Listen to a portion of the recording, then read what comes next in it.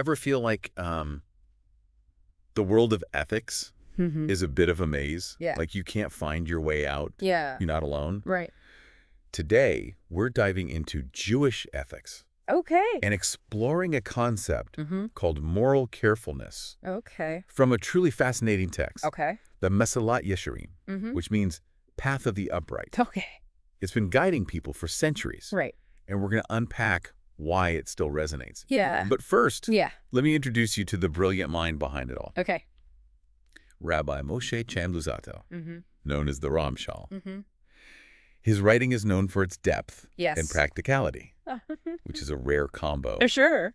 Um, Yeah. What I find particularly compelling is this concept of moral carefulness. Right. In Hebrew, zehirut, it's not just about being a good person, but about developing this almost hyper-awareness Yeah. of our ethical choices Yes. and how they ripple out into the world around us. Absolutely. I mean, do we ever stop to think about that? Right. It's like Yeah. how far That's the question. our actions really go. Absolutely.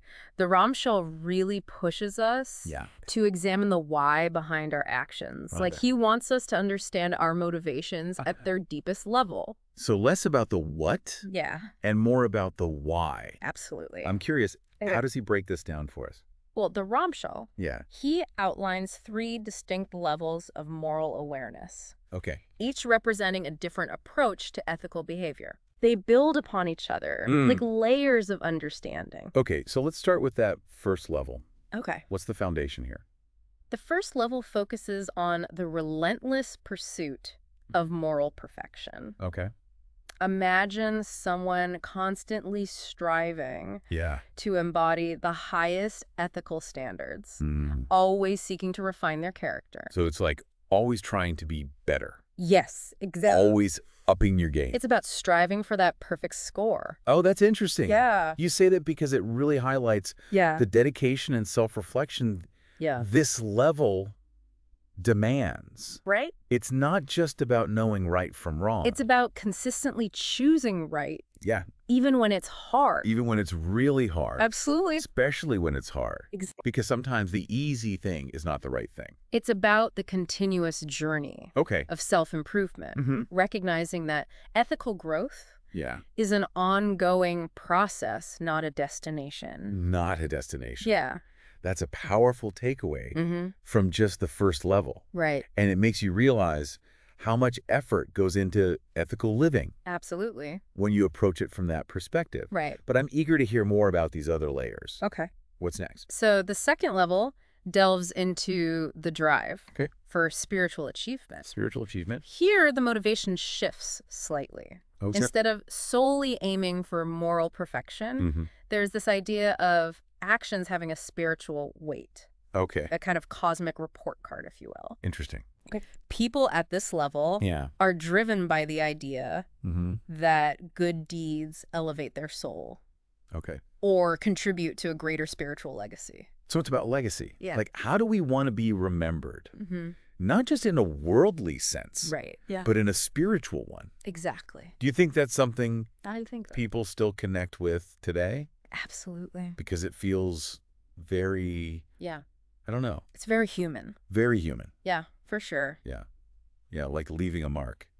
It's a fascinating idea, isn't it? That our actions could have this kind of spiritual ripple effect Yeah. that extends beyond our physical lives. Yeah. It makes you think about the impact we leave behind, Yeah, even in like the smallest of interactions. absolutely. And I think it speaks to, A very human longing to connect with something larger than ourselves. Okay. To feel like our lives have meaning and purpose Yeah. beyond our immediate experiences. Whether or not one subscribes to a particular faith tradition, Yeah. this yearning to leave a positive mark on the world resonates deeply. It makes you wonder, Yeah. does that yearning influence our ethical choices? It's certainly a compelling thought. Yeah. But let's delve into the third level Okay. of moral awareness Okay. that the Ramchal describes. Okay. Because this is where things get really intriguing. Okay. I'm intrigued. He calls it Answering to a higher power. Answering to a higher power. Yeah. Okay, what does that entail? This level centers around the idea that our actions have consequences. That extend beyond our earthly existence. Okay. It's the understanding that there's a level of accountability to something greater than ourselves. Okay. And that even seemingly insignificant choices matter. They matter. It's like that idea of microscopic morality we talked about earlier. Exactly. Like every action, no matter how small, is being observed and measured. It's being accounted for. Wow. Yeah. Are there any specific examples from the Messilot Yesharim that illustrate this concept? The Ramchal points to numerous figures from the Bible, highlighting how even individuals revered for their righteousness were held accountable. Wow. For their missteps. For their missteps. Yeah. So like even the people who are supposed to be the examples exactly messed up too. Even the best of us. Wow. He even references Abraham, considered the father of Judaism, who faced consequences for certain actions. I have to admit, I was surprised to read that it really drives home the point. Absolutely. That nobody's off the hook. Nope. When it comes to this idea of moral scrutiny. We are all accountable. But if we're all constantly being judged, right, even for the smallest transgressions, where does that leave us? Is there any room for forgiveness? Or redemption in this framework?